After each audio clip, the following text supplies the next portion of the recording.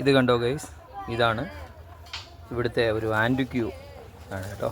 ആൻറ്റിക്യൂ എന്ന് പറഞ്ഞാൽ ഇതിൻ്റെ പേര് മാർമൻ ജാഡി എന്നാണ്. ഇതൊരു സ്പെഷ്യൽ മെറ്റീരിയലാണ്, ജപ്പാൻ മെയ്ഡെന്ന് തോന്നുന്നു. ഇത് ഒരല്പം കണ്ടോ, അല്പം ഉടഞ്ഞു പോയിട്ടുണ്ട്, സ്ക്രാച്ച് ആയിട്ടുണ്ട്.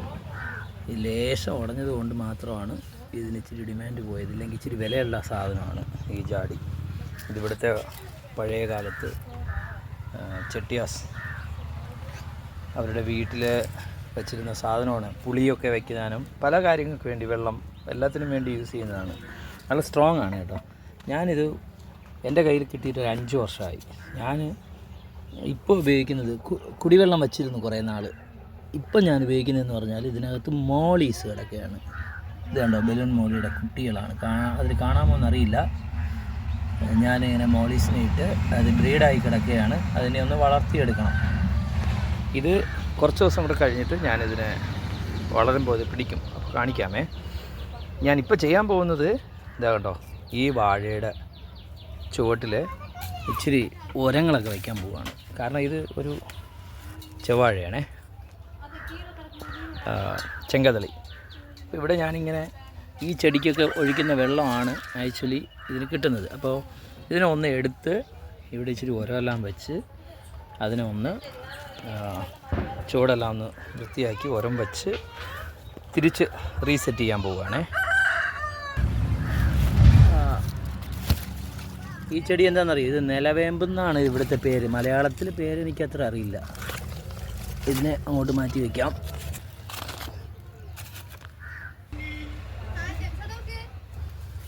അപ്പോൾ ഇതിനെ കുറച്ചങ്ങോട്ട് ദൂരോട്ട് മാറ്റി വയ്ക്കാം. ഇരിക്കട്ടെ.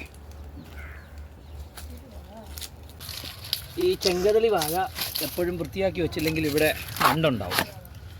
അതിൻ്റെ വാഴ കരിച്ച കയറിയിട്ട്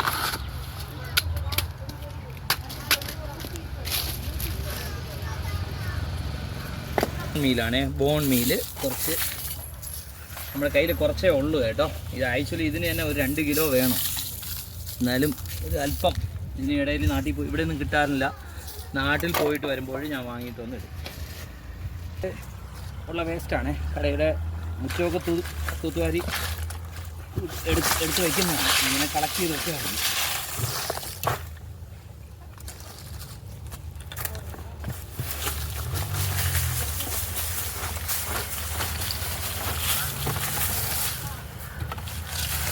എല്ലാ വേസ്റ്റും ഉണ്ട്, ഫ്രൂട്ട് വേസ്റ്റ്. പ്ലാസ്റ്റിക് മാത്രം നമ്മൾ അതിനെ തിരിച്ചെടുക്കും.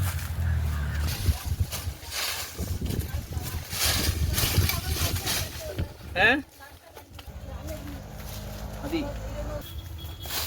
ഇതാണ് ഇവിടുത്തെ ഉരത്തിലെ ഹൈലൈറ്റ്. നമുക്ക് റോഡിൽ നിന്ന്, കടയുടെ ഫ്രണ്ടിൽ നിന്നൊക്കെ കിട്ടുന്ന ചാണകം. ഇനി ഇതിൻ്റെ പുറത്ത് കുറച്ച് മണ്ണും കൂടെ ഇടുമ്പോൾ ഇന്നത്തെ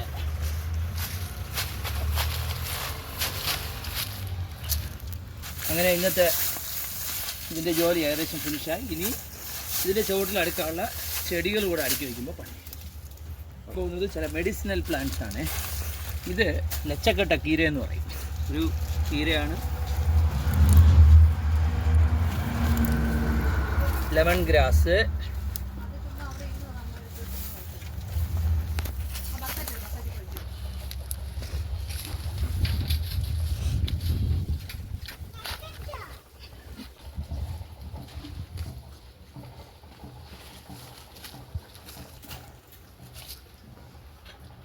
ഇവിടെ പേര്. ഇത് ഇവിടെയുള്ള ആൾക്കാർ അധികം ഉപയോഗിക്കുന്നത് ജലദോഷം, കഫത്തിന് ഏറ്റവും ബെസ്റ്റാണ്. ഇതിൻ്റെ ഇലയെല്ലാം ചേർത്ത് രസം വെച്ച് ഉപയോഗിക്കാറുണ്ട്.